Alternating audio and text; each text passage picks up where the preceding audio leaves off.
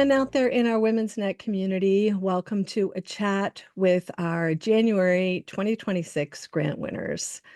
Today, I'm speaking with Felicia Neuhof of Shellf Life. She's our startup grant winner. And our startup grant is for entrepreneurs who are really more in the early stage of building their business. They might just be thinking about it, developing it, or they may have established it and have not yet hit $10,000 in total sales. Wendy Nowakowski and Roney of Flower Sack Studio LLC. They are our Amber Grant winner. The Amber Grant is open to all women business owners in the US and Canada. And we were hoping to also speak with Maria Storms of MVS Welding, who was our business specific winner for January. And the category then was skilled trades. I'm Marsha Layton Turner. I'm one of several advisory board members, and every other month I get the wonderful opportunity to talk to our winners. So I always love this part. So thank you all for being here today. Thank you. Thank you so much. Thanks for having us. Thanks for the opportunity. Yeah, can't wait to hear more about your businesses. So Felicia, let's start with you. And could you tell everybody just a little bit about your business, about your company, where you got the idea, what it is, all the things? Sure. So Shellf Life began as an idea, and it started with a plate of mussels at a restaurant. I was there in Providence, watching these kind of beautiful shells pile up on plates, both on my plate and the plates at all of the diners around me, as well as oysters. And I was kind of looking at these beautiful iridescent blue, black, white, cream, kind of architecturally perfect material and watching a busboy scrape it into the trash. And something about that I couldn't really let go. And it really kept me thinking about how waste is truly misplaced genius. So I started experimenting on my kitchen stove, in my little kitchen, little galley kitchen. And I was a graduate student at RISD, studying architecture at the time. And that's the Rhode Island School of Design, for those that don't know the acronym.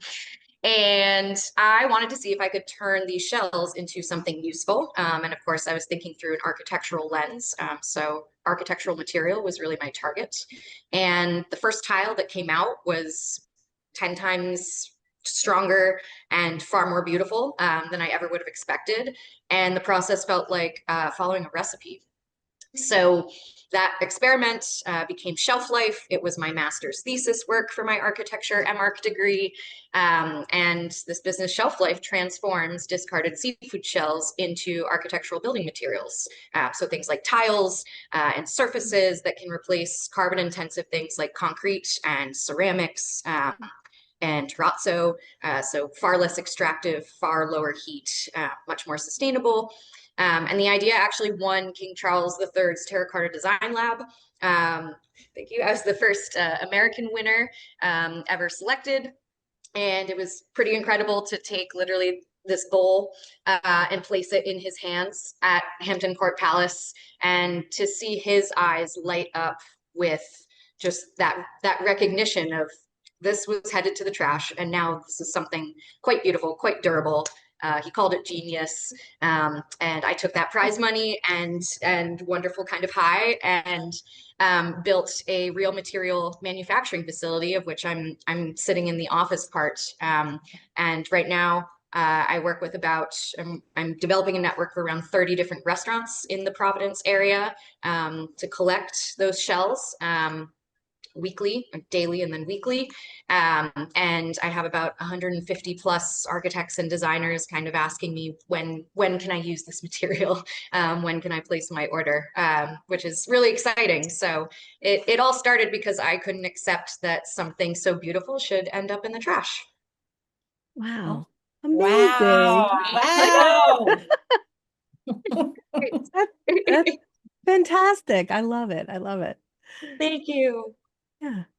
So Wendy and Gwen, tell us your story about Flower Sack Studio. Yeah, want to take it? No, go ahead, and that we'll just kind of tag team here, and lots of excitement. So yeah. So Flower Sack Studio started about 16 years ago. Wendy is the founder, and I came in as a partner in the business. And I started off just kind of volunteering with her.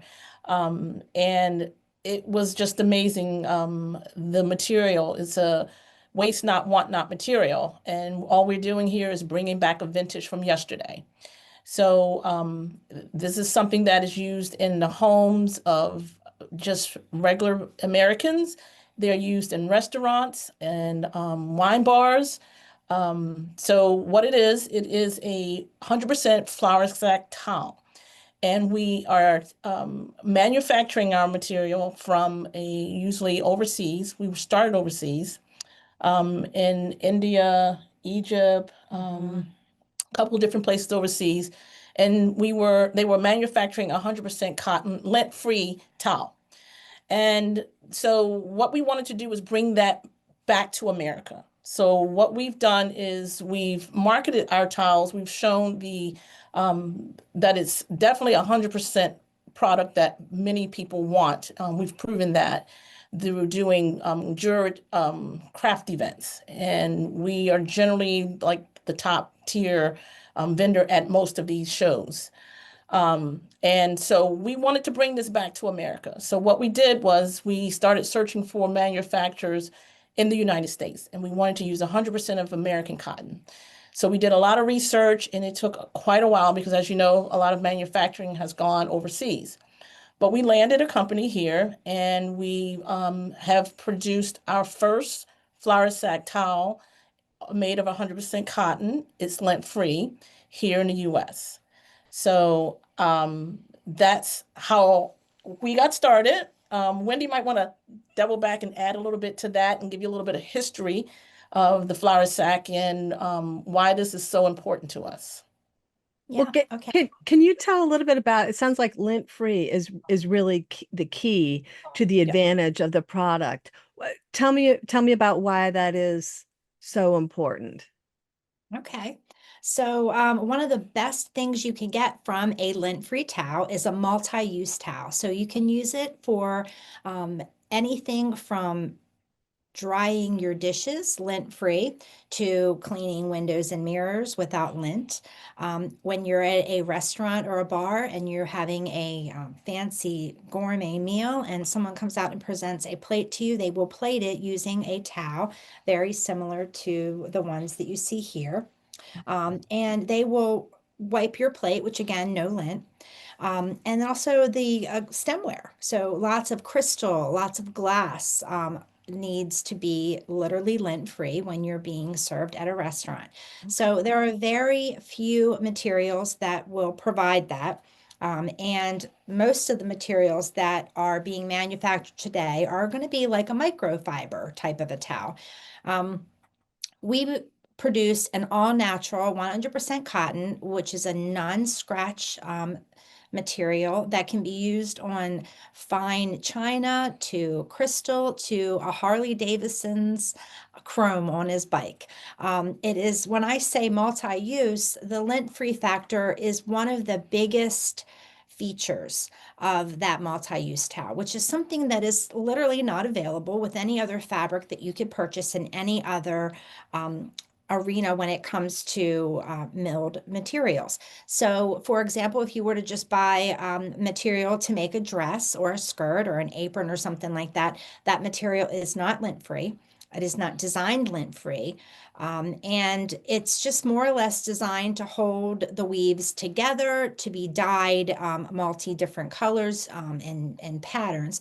But what we've focused more on is the all natural purposing of a towel that was once used as a waste not, want not thing. You would purchase a large flour sack that had actual flour inside of it.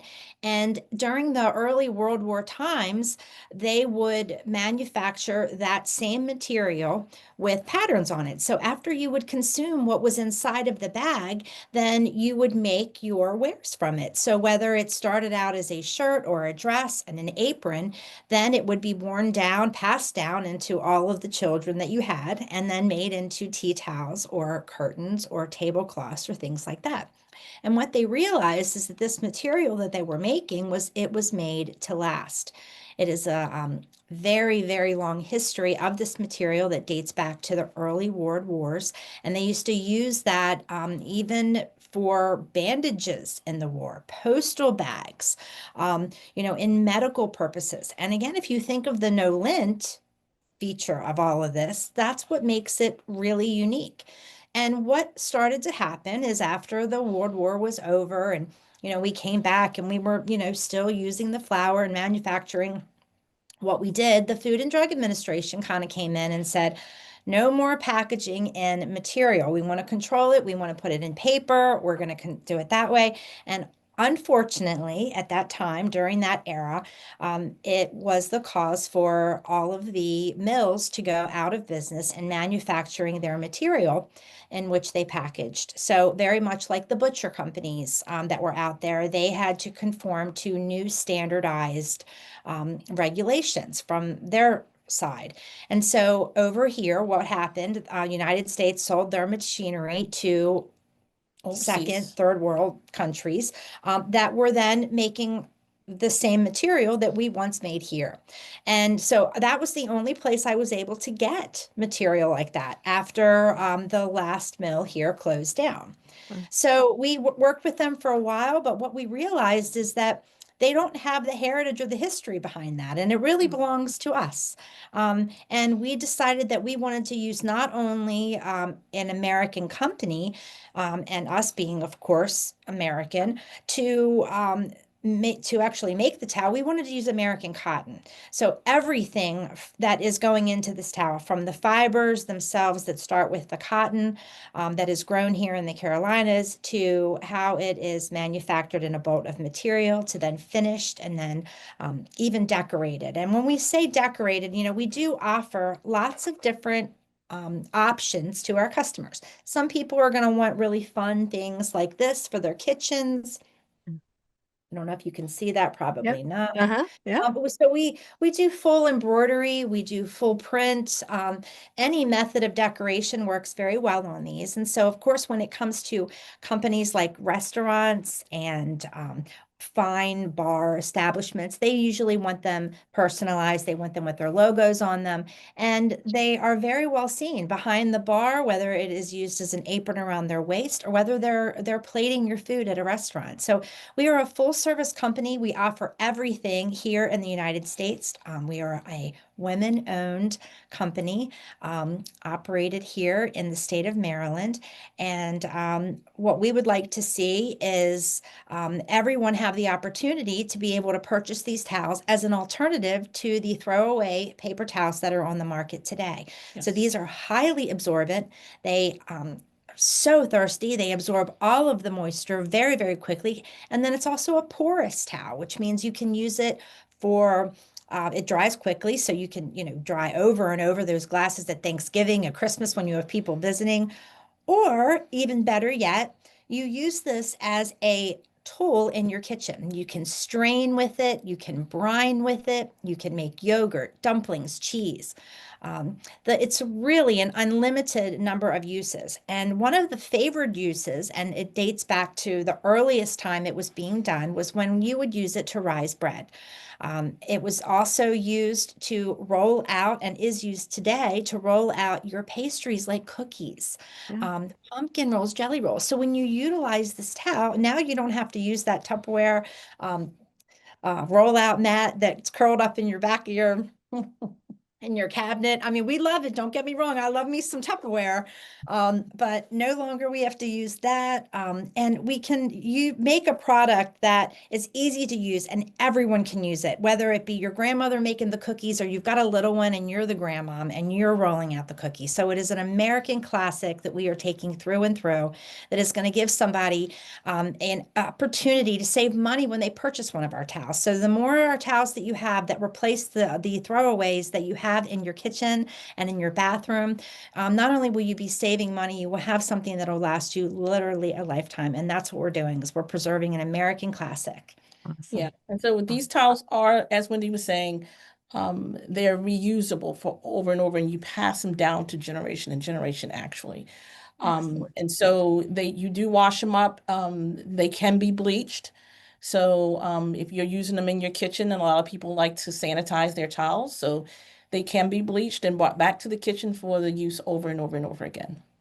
Wonderful. Well, let's talk about as you were getting started, were there any resources that you found especially helpful, whether it's a local program, a book, a coach, anything like that? And Gwen and Wendy, let's start with you. What if you had to pick one? What's one resource that you found Oh my especially gosh. helpful? Well, there's so many, honestly, but what I would really have to say, two things come to mind, and I have to mention them both.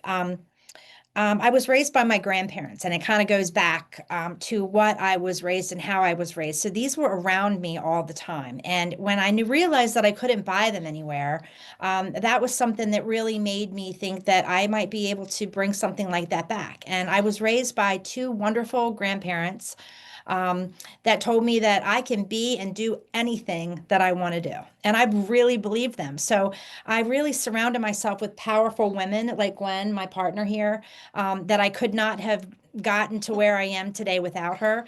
If I had to pick a favorite podcast on a personal note, I would say Mel Brooks from the her side is just so powerful, and that she just redoes her thinking. And letting things go and moving on. Sometimes we carry so much, and we hold ourselves back with our unlimited thinking or the thinking of other people. And I think what we have to do is put that aside so that we can start to recognize that we are all pioneers in this industry. Anyone who steps out with an idea like that is got to be somebody that surrounds themselves with powerful women that can pull upon their heritage and how they were raised, and maintain a strong belief. But I think if we were to answer jointly, I would say that Jesus has led us through the hardest times of our life, and that we are God's girls. I make no apologies for that statement. I am most proud, and I feel that wind between my underneath my wings whenever I need that. So Gwen, I'll let you answer too, but that was just my personal there. So as I said, I came in to partner with Wendy in the flour sack business, and I was just amazed. I was blown away from the beginning. When you talk about want not, waste not, and I realized what I could do with this towel, and I didn't have to buy Bounty paper towels over and over and over again. It just blew my mind. So I just took them in, and I just started using them in my home as if it was probably the next best thing that just hit the market. And everybody in my home just kind of took to that. So, I just started doing a lot of reading, like Wendy was saying, because I'm not the best chef or in the kitchen kind of person. But when I joined this business, I started going into like cookbooks and going back into history books and trying to figure out what kind of things I can do with this towel. How was it used? But it's just amazing. And again, just growing up in a home where my parents were from the South. So this material, when I brought it to my mom's attention, she was just like, oh, and then she just started teaching me more and more about it. So I just, like I said, I have hundreds of them probably around my house and for different purposes. I love them. And again, I just feel like Wendy is an awesome partner. She's very creative, and she has, like I said, a lot of energy to just want to bring something back to the United States. And, it's being done by women. So we love that. Awesome. So, Felicia, when you were getting started, was there any particular resource that you found especially helpful to get you on the right path, or give you any guidance? You've accomplished so much, but what might you suggest to other women business owners? Sure. I have some, I guess they're kind of local specific resources, Sure. but Rhode Island is the smallest state in the nation. So there's some pretty tight-knit community here. And I think uh, that's part of why I wanted to really establish my business here. I'm a New Englander. I'm from Vermont. I thought I was from the smallest place, but turns out Rhode Island is even smaller. There's one place called Rye Hub, and they're a venture mentoring service. And so they've done a really wonderful job of pairing entrepreneurs like myself with experienced mentors for free, and having people who have actually built businesses from kind of like every sort of sector, just kind of help you, tell you like, oh, that's normal, or maybe, you know, watch out for that, or perhaps, you know, I think when it's come to funding, trying to figure out how to fund something so novel as what I'm working through has been quite the exercise. And And then Felicia, is that Rhode Island specific, Rye-Hub? yes, it's Okay. RI Rhode Island, HUB. Okay. And then it's called VMS. It's their venture mentoring service. And Awesome. then there's also, they're located actually within this building called CIC Providence. And there's, I think, one in Boston as well. But it's just like an incredible entrepreneurship hub here in Rhode Island. And at CIC, I found my legal counsel as well. So both in filing a patent, that was a pretty intimidating process. And I found out in the process of that only 12% of women hold patents in the world. And so I really made it a mission to figure out how to become part of that very exclusive, small, hopefully growing club. And hopefully ideas like ours help kind of push that along. And then other women founders. I think the isolation of entrepreneurship, it's real. And especially as a woman in manufacturing, a woman who's quite literally trying to develop an entirely new industry that connects the dots between a lot of existing industry, like hospitality to architecture, and waste management kind of in the middle of that.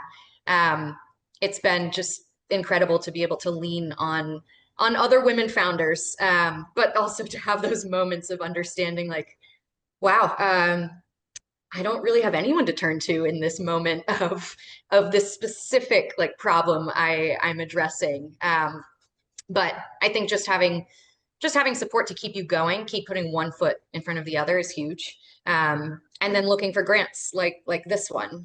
When you don't have a large safety net, grants are how women like me stay in the game long enough to prove that what we're building works.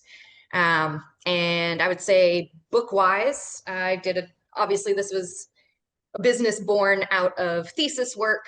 So I did a lot of reading, a lot of theorizing, as well as actual recipe experimentation and material development. So a few that I found really helpful. The first is called The Upcycle, Beyond Sustainability. It's called Designing for Abundance. That's by William McDonough and Michael Braungart. And then another one is called Story Driven by Bernadette Jiwa.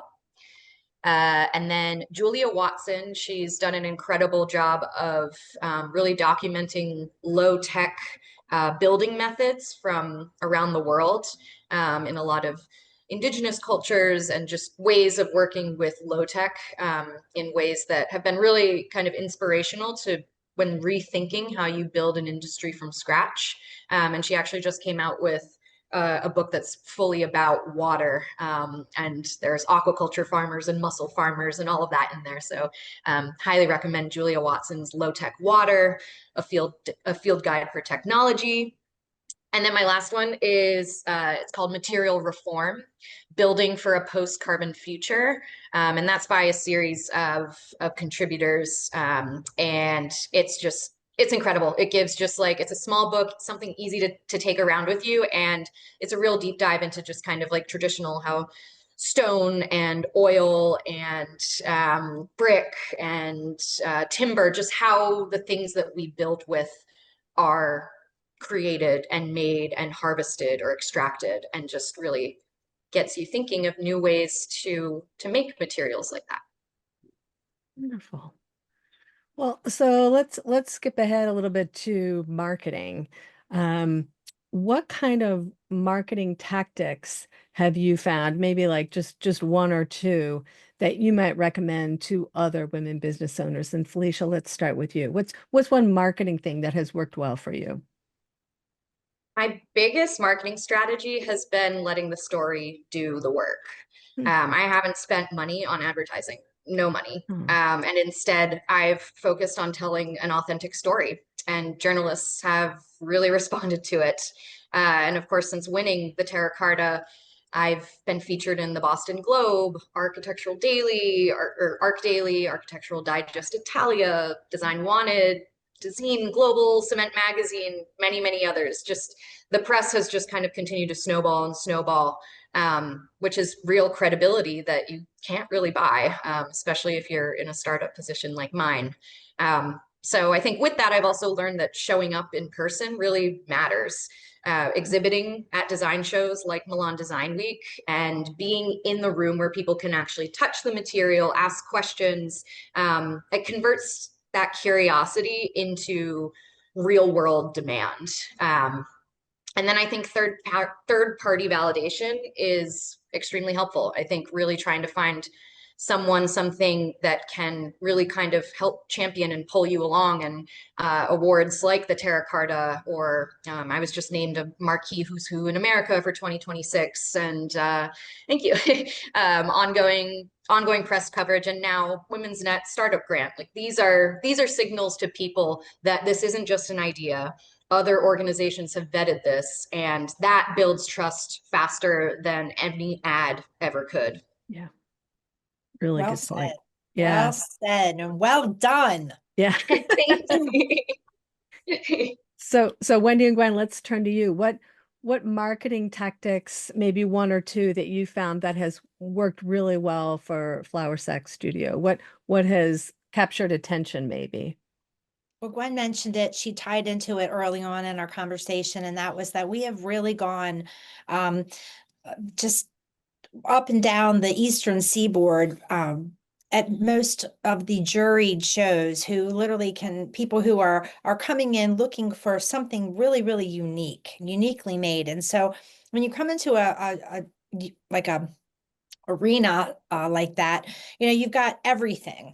And when they come to your table and you are able to just be there, be the ones that are telling them what this is and how to use it, they are automatically struck back to a time gone by.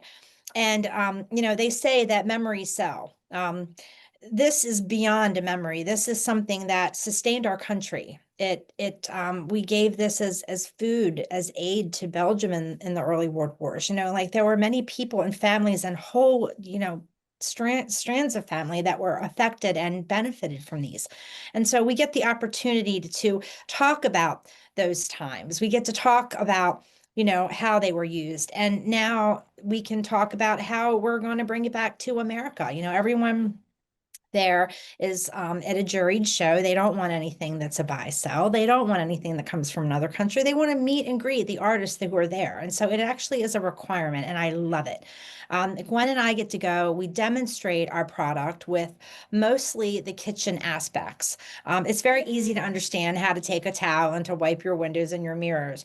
But we do often bring those things with us so that we can show them. We'll say, hey, give us your glasses. We'll show them. And they're literally without the lint. They understand if having used this. But when we start demonstrating the use and how to roll out the cookies and how you decorate on the sheet, and there's no more broken edges, we start to talk about that, our booth starts to grow and grow and grow. And then there's other people coming in and they grow and grow and grow. And then not only do they want one, they want to buy them for somebody else because they're really like, oh my gosh, this is what we did. And this is how we used them. And so that is probably, I would say, over the last 15 years, we have literally solidified what we felt strong enough to be able to say, hey, we're not just hitting, restaurants and companies like that. We're hitting individual consumers now. And now we realize that we don't really just have one little niche in the market. We have the market because the product itself speaks for itself. And so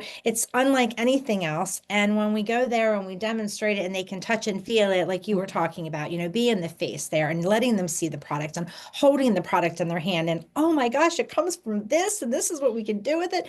It's like, what? And they keep asking, why can't we buy these on the shelves? Where are they? Where can we buy them, at our grocery stores? I want to buy them. How about QVC? Have you hit Shark Tank? Yeah, when are you going to go on Shark Tank? Everybody thinks Shark Tank's the answer, and I'm like, oh my God, So I'm going to segue into something here that Wendy's mentioned, and that is when we're at these events, we have, like you said, we bring the crowd. through our demonstration. And then you'll get someone to talk about marketing. You'll get someone to say, "Oh, I love them. I've been purchasing them for 10 years now." And they literally come back. They're not coming to feel or figure it out. They're coming to just say, "You have any new designs, or how many plane I need," you know. And so that when you have a crowd around, that kind of validates that this is a good product, you know. That's true. We don't And say so, anything. A lot yeah, of we don't times say we're like, I anything. need So 20 of those and give yeah, me, you know. yeah. And they see that they're picking them up in like stacks. So they know that this is a validated quality material here. And so it kind of speaks for itself. So one of the other thing we've been doing with the manufacturing is when we started to come back here to the United States, looking for that manufacturer who could weave this towel. Come to find out, they actually do marketing as well. So the owner of the company is very interested in this product and want to know more. So we have some plans to meet with them to give them a little bit more ideas about our flour sack. You can go on Amazon or on other platforms, and you can find flour sacks anywhere. Ours are different. And what our customers have spoken to us and told us and shared with us is they're not the same. And we know they're not because we use a special patent or recipe, so to speak, and it has to be the same every single time. Otherwise, it's not going to strain the same. So we have to be able to, we use our, like I said, we use our current clients, our customers to be able to come in and speak for us. And a lot of times we just stand back and watch it fly off the table. And they were saying a lot, I think, with the demonstration, I think they might want to stay with that as far as the marketing side. And of course, they were introducing like the idea of commercials and then the QVC because they do a great job in demonstrating it over and over and over and over and over. So we've, begun the process of looking into those and of course, signing up on those portals. It's a whole process. It's a whole nother thing that has to be done. And I think that was Range Me. Yeah, I think that's like one of the controlling portals that literally, will allow you to reach out into all of the different places that might want that. But as far as advertising, I feel pretty confident, like you said, with what they have to offer to give us a little bit more that exposure of what we need. But that's what they were discussing. Yeah. Excellent. Great. Well, let's wrap up with, if there was one thing that our community of fellow women business owners could do to support your business, what would that one thing be? And Gwen and Wendy, let's start with you. What would you like people who are watching this to go and do to support you? I think just come out, just try our product, and I think it'll speak for itself. Trust that we're bringing something back that is useful. A lot of times when it's something as simple as a towel, people just say, "Oh yeah, well, whatever." But the women business world, help us out. Just purchase the towel and share your experiences. Okay. Yes, great. I would say go to floursackstudio.com. I would say order your first towel and, it creates a way for us to ship them anywhere in the country. And look for us soon, hopefully, on shelves in your grocers near us. But if you are see us out and about or have any questions, if you would like to talk to us, just word of mouth to let people know that it is coming to you. And we're bringing it back for you. Wonderful. Felicia, how about you? What's one thing that our community could do to support your business? Well, the first thing is to vote when Shellf Life goes live on the Women's Net voting page. Every vote counts towards the end of year 50,000 grant, and all of that money right now is going towards our third-party material testing to help get us to commercialization. So that would be extremely helpful. And then, of course, to follow and share, we are on Instagram at Shellf. That's SHELLF.life, LIFE. And the more people who learn that building materials can come from restaurant waste, the faster the idea spreads. and spread that word. So if you know an architect or a designer or anyone renovating a space who cares about sustainable or even better regenerative design, tell them about Shellf Life. And word of mouth from the community like this would change everything for us. Fantastic. It's been so interesting chatting with you three. I really appreciate your time. Thank you for sharing your stories, and congratulations again for being our January grant winners. Thank you. Thank you. Thank So you. much. Really exciting to hear your story. And I think I might need your towels in my studio space.